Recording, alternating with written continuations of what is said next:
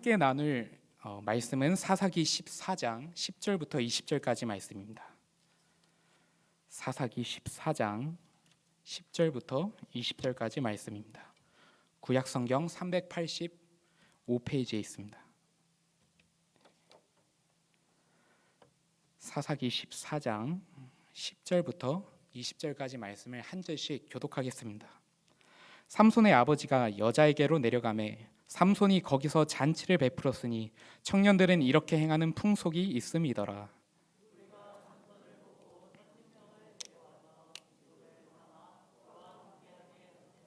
삼손이 그들에게 이르되 이제 내가 너희에게 수수께끼를 내리니 잔치하는 이래 동안에 너희가 그것을 풀어 내게 말하면 내가 베옷 30벌과 겉옷 30벌을 너희에게 주리라.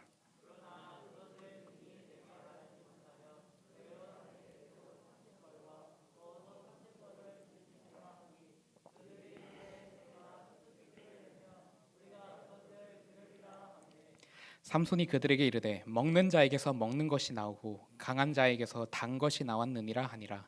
그들이 사흘이 되도록 수수께끼를 풀지 못하였더라.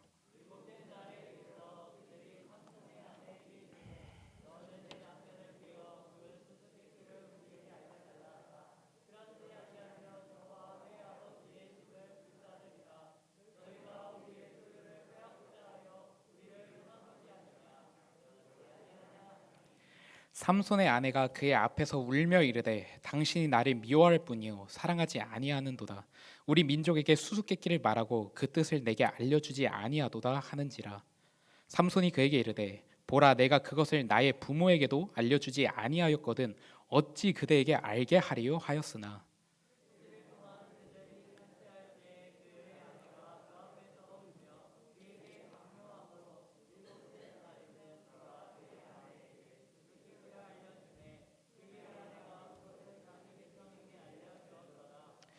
일곱째 날 해 지기 전에 성읍 사람들이 삼손에게 이르되 무엇이 꿀보다 달겠으며 무엇이 사자보다 강하겠느냐 한지라. 삼손이 그들에게 이르되 너희가 내 암송아지로 밭갈지 아니하였더라면 내 수수께끼를 능히 풀지 못하였으리라 하니라.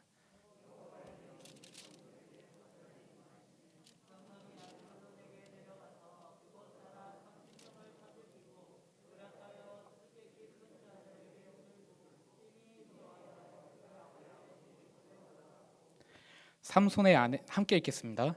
삼손의 아내는 삼손의 친구였던 그의 친구에게 준 바 되었더라. 아멘.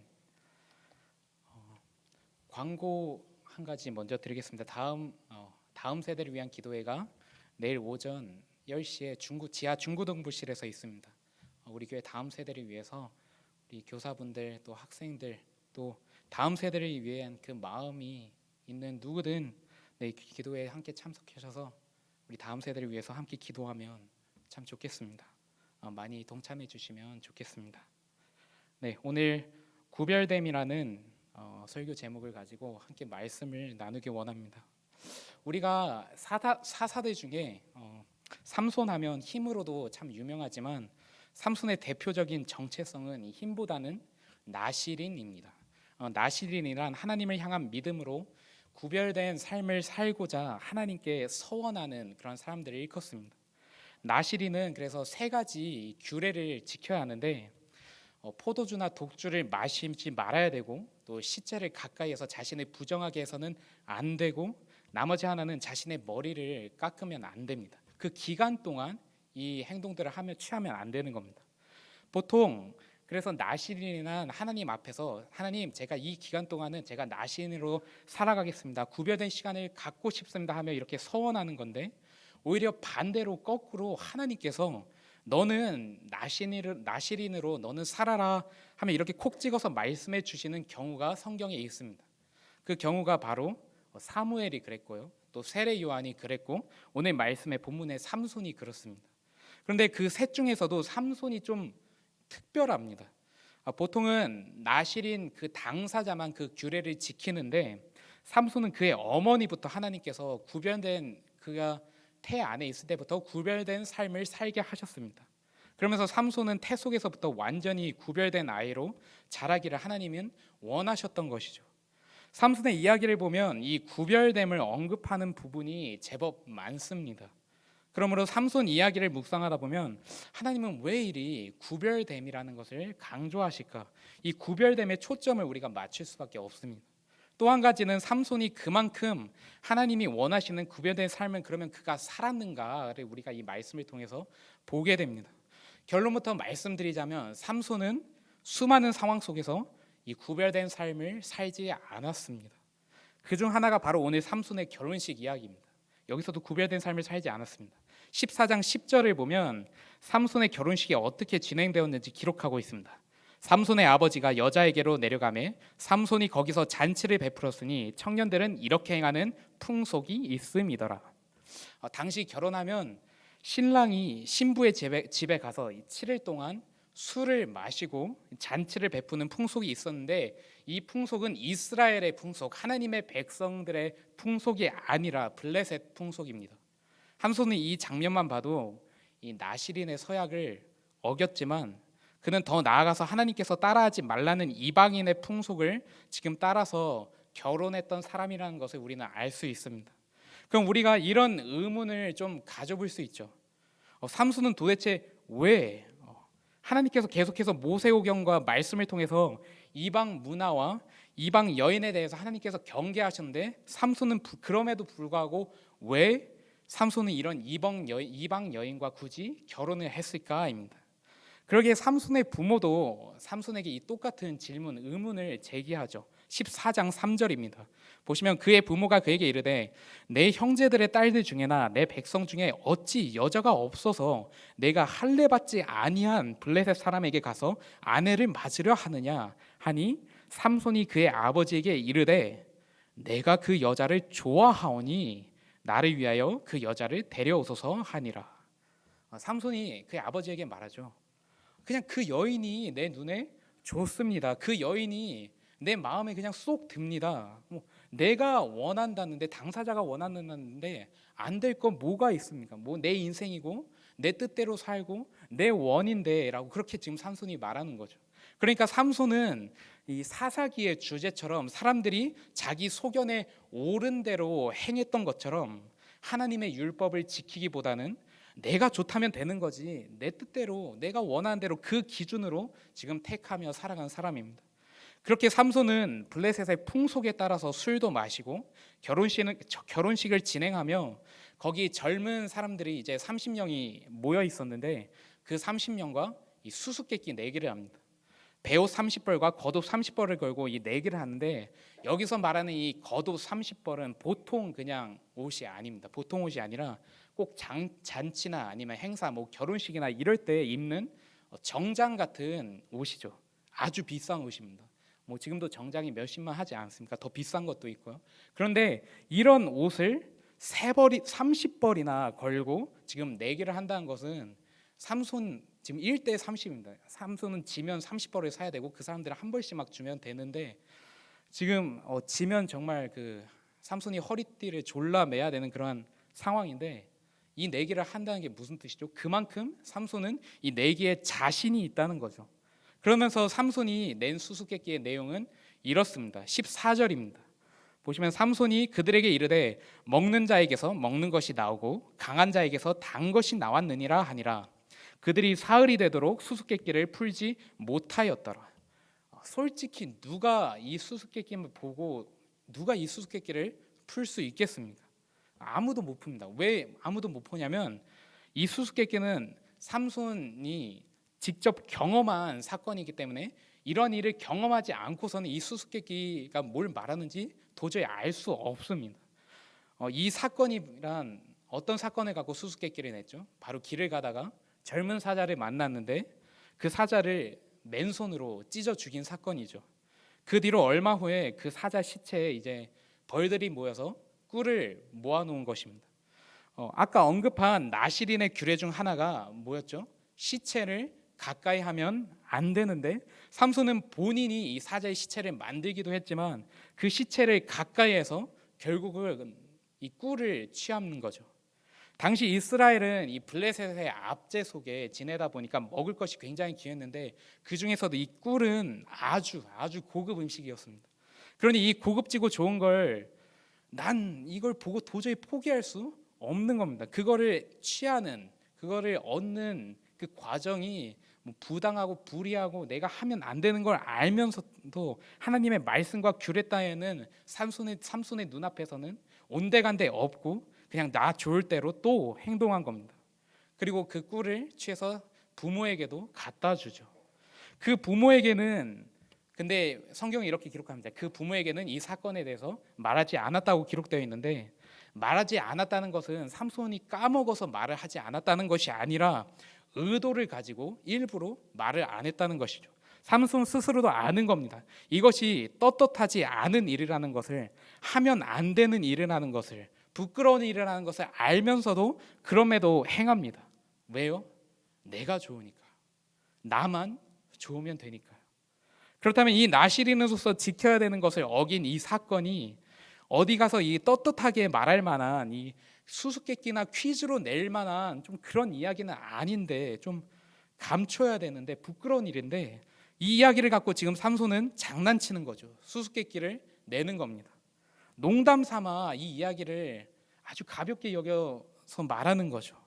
하나님의 말씀을 가볍게 여기며 사는 겁니다. 그 일로 인해서 부끄럽고 민망해하고 회개해야 하는데, 그만큼 하나님의 말씀뿐만이 아니라 나시린으로서 또 세상으로부터 구별된 삶을 가볍게 여긴 것입니다. 하나님께서 삼손에게 가장 강조하신 게 뭐라고 했죠? 구별됨입니다. 힘이 아니라 구별됨입니다. 하지만 삼손은 이 구별됨을 잘 지키지 않았다는 겁니다. 그렇다면 이러한 삼손에게 어떤 일이 벌어졌을까요? 당장 하나님이 그를 벌하시고 당장 그를 책망하시고 그러셔야 된다, 우리는 마땅히 그러셔야 된다고 우리는 그렇게 여기지만, 그러나 희한한 것은 삼손을 하나님이 책망하시는 것이 아니라 이러한 삼손도 하나님께서 하나님의 영을 부어서 놀랍게 쓰셨다는 것이 참 의아한 것입니다. 삼손이 사자를 만났을 때 하나님께서 영을 부어 주십니다. 14장 6절입니다. 여호와의 영이 삼손에게 강하게 임하니 그가 손에 아무것도 없이 그 사자를 염소 새끼를 찢는 것 같이 찢었으나. 여러분, 이 삼손이 이 이방 여인을 취하고 이방 풍속을 따르고 나중엔 시체에서 꿀을 취하는 등등 이토록 하나님의 말씀을 어기는 것이 많았음에도 불구하고 이 오늘 낸 이 수수께끼 사건 속에서도 하나님의 영은 또 이 사건 가운데, 이 결혼 사건 가운데 또 임하십니다. 오늘 14장 19절 상반절입니다. 보시면 여호와의 영이 삼손에게 갑자기 임하심에 삼손이 아스글론에 내려가서 그곳 사람 30명을 쳐 죽이고 거둑과 베옷을 얻어오죠. 여러분, 이것도 삼손이 지금 비록 블레셋 원수를 죽인 것이지만 이것도 잘못입니다. 왜냐하면 지금 이것은 노략질을 했다는 겁니다. 그런데도 삼손에게 또 하나님이 임해 주십니다. 또 15장 14절 말씀입니다. 보면 삼손이 레이의 이름에 블레셋 사람들이 그에게로 마주 나가며 소리 지를 때 여호와의 영이 삼손에게 갑자기 임하심에 그의 팔 위에 밧줄이 불탄 삼과 같이 그의 결박되었던 손에서 떨어진지라. 참 계속 하나님의 영이 이렇게 삼손에게 임하시는 것을 보면 참 희한하지 않습니까? 참 이 말씀을 보고 우리 마음 가운데 의문이 들만도 하죠. 아니, 이럴 거면 굳이 구별된 삶을 살아야 하는가라는 의문이 듭니다. 이 구별됨을 지키지 않았는데도 하나님께서 이렇게 역사해 주시면 우리가 굳이 구별됨을 안 지키며 살아가도 되지 않는가라는 이런 생각이, 이런 의문이 이 말씀을 통해서 듭니다. 하지만 이 질문에 관해서는 우리가 말씀 전체, 삼손의 이야기 전체를 우리가 볼 필요가 있습니다. 결국 30명의 젊은 사람들은 이 수수께끼의 답을 도저히 알아내지 못하자 삼손의 아내를 협박하죠. 남편을 꼬셔서 답변을 알아오지 못하면 너네 집을 불살라버리겠다고 이렇게 협박합니다. 그래서 삼손의 아내가 이제 삼손에게 가서 울기 시작합니다. 근데 이게 한 번 울고 한 번 조르고 그친 게 아니라 잔치 내내 울며 보채니까 처음엔 삼손도 아내에게 그랬죠. 아니, 이건 우리 아빠에게도 우리 부모님에게도 알려주지 않은 거라고, 나밖에 모른다고. 하지만 거절했지만 당신 그 아내가 그렇다면 당신 날 사랑하지 않는군요. 나보다 그 답이 더 중요해요 하면서 이러려고 저랑 결혼했어요 하면서 그렇게 계속 보채니까 결국 삼손이 7일째에 이 답을 말해줍니다. 처음엔 이 아내가 이 답변을 어떻게든 얻기 위해서 이 사랑을 들먹였지만 결국 그 사랑을 아주 싼 값에 팔아버린 것입니다. 삼손을 배반하고요, 이 답을 동족에게 말해줘 버립니다. 이렇게 쉽게 삼손을 배반해버린 여인이 처음엔 삼손에겐 어떤 존재였다고요? 하나님의 말씀보다도 소중하고 하나님의 말씀보다도 택했고, 내가 그 여자를 좋아하니 내 눈에는 좋습니다, 이보다 더 좋을 수 없습니다 하면서 하나님의 말씀보다도 원했던 그 사람인데, 이 여인이 그를 그냥 배반하고 오히려 반대로 하나님의 영은 계속 그 안에서 역사하시죠. 결국 삼손은 수수께끼 4개에서 지게 되자 14장 19절에서 이렇게 행동하죠. 읽었지만 여호와의 영이 삼손에게 갑자기 임하심에 삼손이 아스글론에 내려가서 그곳 사람 30명을 쳐 죽이고 노략하여 수수께끼 푼 자들에게 옷을 주고 심히 노하여 그의 아버지의 집으로 올라갔고, 삼손의 지금 이 모습, 이 꼴이 참 우습습니다. 지금 삼손의 모습은 그냥 혼자 노략질을 하고 있는 거죠. 다시 말하면 지금으로 보면 이 크리스천, 이 기독교인이 뭐 직장 가서 아니면 삶의 터전에서 하나님의 백성이 이 불의한 일을 막 행하고 있는 것입니다. 지금 시대, 요즘 시대 이런 일을 하면 온갖 손가락질 다 당하고, 기독교인데 이제 개독교라고 하며 욕을 바가지로 이렇게 먹을 만한 그런 불의한 일들을 지금 삼손이 행한 것입니다. 삼손은 이후에도 하나님의 말씀을 지키지 않습니다.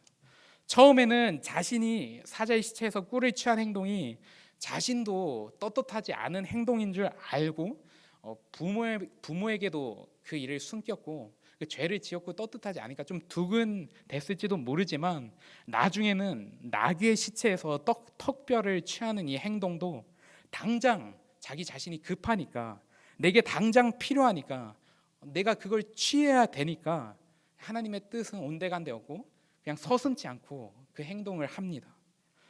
처음에는 자신의 떳떳하지 못한 행동과 비밀도 아내와 수수께끼를 통해서 다 이렇게 드러나지만, 오늘 본문에서는요, 나중에는 이 들릴라라는 여인을 통해서 나시린으로서 지켜야 하는 정말 중요한 규례와 비밀을 들릴라에게 알려줘서 머리가 깎이는 이런 사건이 벌어지고 맙니다. 그리고 그 사건 이후로 하나님의 영이 삼손에게 임했다, 강하게 임하셨다라는 구절은 더 이상 기록되지 않습니다. 그가 죽을 때도 하나님의 영이 그에게 임해서 그가 힘이 생겼다, 이런 구절은 없습니다. 그리고 결국 그는 비참한 최후를 맞이하게 되죠. 오늘 말씀을 통해서 우리가 마음에 새겨야 하는 2가지 하나님의 성품과 속성을 나누기 원합니다. 첫 번째는요, 하나님은 우리가 죄를 짓고 연약함에도 불구하고 은혜로 역사하신다는 사실입니다. 이건 아주 중요합니다. 하나님은 삼손이 죄를 짓거나 나시린의 규례를 어길 때 바로 징계하신 하나님이 아니십니다. 삼손이 노략질 같은 죄를 참 많이 범하고 규례도 많이 어기고 이방인의 풍습을 따랐음에도 하나님은 그때마다 즉시 개입하시지 않으시고 가만히 지켜보십니다. 하나님이 그런 분이십니다. 만약에 하나님께서 우리가 뭔가 잘못할 때 우리를 즉시 그 자리에서 징계하신다면 오늘 여기서 하나님 앞에서 예배 드릴 만한 사람은 아마도 한 명도 없을 것입니다. 그래서 여러분, 만약에 사단이 여러분에게 여러분의 잘못과 죄를 가지고 여러분을 정말 집요하게 정죄한다면, 이미 회개한 이름에도 불구하고 계속 들춰내고, 그래서 그것 때문에 우리가 또 하나님 앞에 떳떳하게 기도하기도 어렵고 내 마음에 찔림이 있고 예배 자리에 나오기도 부끄럽고, 이러한 내가 드리는 예배 하나님이 받으실까, 그러한 의심이 우리 마음 가운데 생기고 정말 하나님의 은혜 앞으로 나아가는 데 있어서 그것이 계속해서 우리에게 걸림돌이 된다면, 여러분, 오늘 이 말씀에 우리 하나님의 성품을 우리가 꼭 붙드셔야 합니다. 죄인 맞습니다. 맞아, 나 죄인입니다. 나 죄인인데 이거는 우리가 부인할 수는 없습니다. 하지만 성경의 하나님은 그러한 죄인에게도 은혜 베푸시는 하나님이십니다. 내가 그러한 자임에도 불구하고 하나님 앞에 나아가면 나에게 은혜를 주시는 분이시라는 이 사실을 꼭 붙드셔야 합니다. 오늘도 우리가 이 사실을 붙들고 우리가 기도해야 합니다. 여러분의 죄가 해결되지 않았다 할지라도 경건의 삶이, 그 습관이 정말 충실하지 않다 할지라도, 나의 연약함을 완전히 뿌리 뽑지 못했다 할지라도, 그럼에도 하나님은 오늘도 우리에게 은혜 베풀어 주시기를 원하십니다. 삼손이 자격이 있어서 그에게 하나님의 영이 강하게 임한 것이 아닙니다. 우리 또한 자격이 있어서 예배자로 선 것이 아니라, 자격이 있어서가 아니라, 또 특별하기 때문이 아니라, 삼손이라는 이 불의한 자임에도 불구하고 그를 통해서 이스라엘 백성들을 구원하기 원하시는 것처럼, 우리의 가정에도 누군가 그 구원의 통로가 필요하지 않습니까?